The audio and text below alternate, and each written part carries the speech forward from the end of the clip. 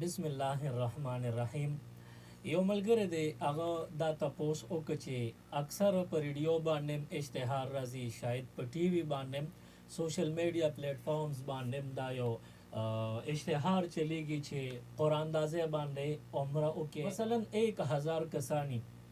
और अगवी 1000 रुपये यानी हर यो कस 1000 रुपये रा जमा की और आगा बिया यो डबी के वाचे या पहर से किची भी को आगा पैसे मुआची और बल तरफ त द अर यो कस नुम लिकड़ी शिवी पयो चेट बांधे यो कागज बांध टुकड़ा बांधे अब आगे बांधे कुरानदाजी उसी चे दे के बद चा नुम राखी जी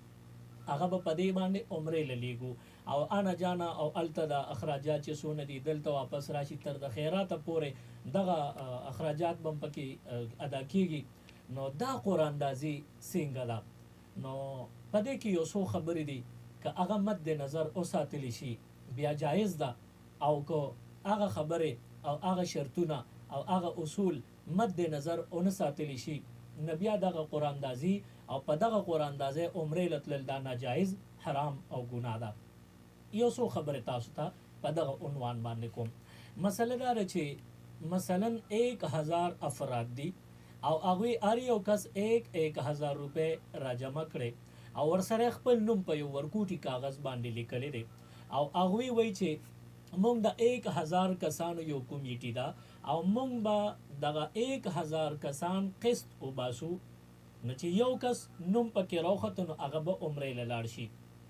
دا راته ووایه چې دا باقي کومې پیسې پاتې شوې ځکه په 1 کروڑ روپو باندې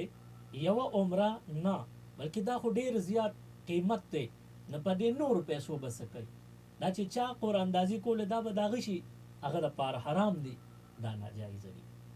دا یو خاص مقدار سره سونه باندې چې عمره کیږي او بیا الته خرچه دلته راشي خرچه دا پې کیږي نو دومره پیسې را جمع کې او په هغې باندې بیا تاسو عمره وکې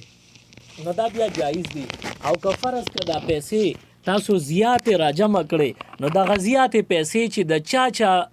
د عمرې کار نه شو پاتې شو نو هغوی ته به دا پیسې تاسو واپسی ورکوئ نو بیا خو ستاسو دا طریقه ٹھیک ده. او که فرض کا 1000 کسان وي او هغوی صرف یو ټایم یو ځل قراندازۍ دپاره یو کس 1000 روپۍ را جمع کی او هغوی په دې باندې یو ډرا وویسته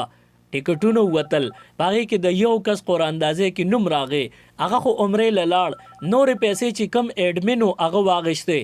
او بس دا قراندازي دا سلسله ختم شوه اوس دې نه پس بیا قراندازي نه کوي هغه کم کسانو چې پیسې په دې امید راټولې کړې وې موږ به عمرې له لاړ شو نوم به م روخیږي نه هغه څه شو هغوی تاوان وکړه نو دا بیا جواري ده کیدای شي چې ستا پې عمره وشي په 1000 روپۍ باندې جواري ده او که ستا په دا 1000 روپۍ دې م اوس وځېدې او بیا دپاره تاله موقع نه درکوي د قسط په شان چې یو ځل یو کس قسط واخلي بیا بل والي بیا بل او قسطونه هغه ټول افراد ټوټل ختم شي نو بس قراندازي او قسطونه هم ختم شي نو دا خو هغسې نه ده. اسانو الفاظو کې وایم قراندازۍ باندې عمرې لتلل دا صحیح کار نه دی. وجه داره چې هغه یو کس خو عمرې له لاړ په 1000 یا په 5000 روپۍ باندې او هغه نورې پیسې را جمع شو اچرته لاړې یو دغه پکې خرابي ده. بل دا چې د هغې نورو دپاره بیا قراندازي او نوې کسان به په بیا قراندازۍ کې نه شاملوي بلکې یو کس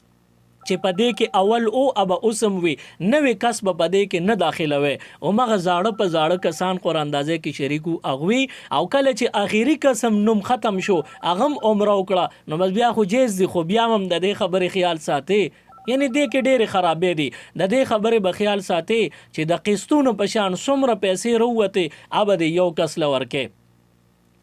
یو کس له ورکه داسې شوه قسط یې راووته دې ته آوټ شو دې به هره میاشت تاله یا هره ورځې تاسو چې څنګه ترتیبي تاسو له به پیسې درکوئ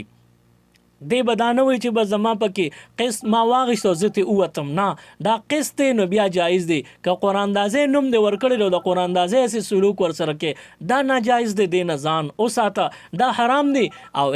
اسلامي او مذهبي کار تاسو باندې کوي او د اسلام لباده اچولې ده او تاسو د عمرې لالچ درکوي حرام کوي غلطه کوي ګناه کوي ناجایزه کوي.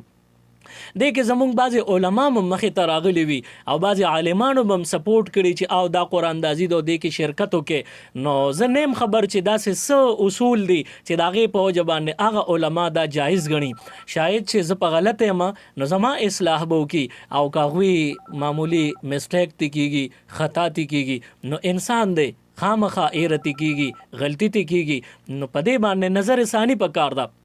او په دې کې داسې زما په شان عالمان نه زما د عمر علما نه بلکې کم چې ستر عالمان دي د 400 مشران کم چې مفتیان کرام دي هغه علما سره تاسو د حواله سره کینې تبصره وکې تسلی وکې دغه نه بعد بیا په دې باندې عمل وکې نو بیا به تاسو عبادتونه ټیک وي.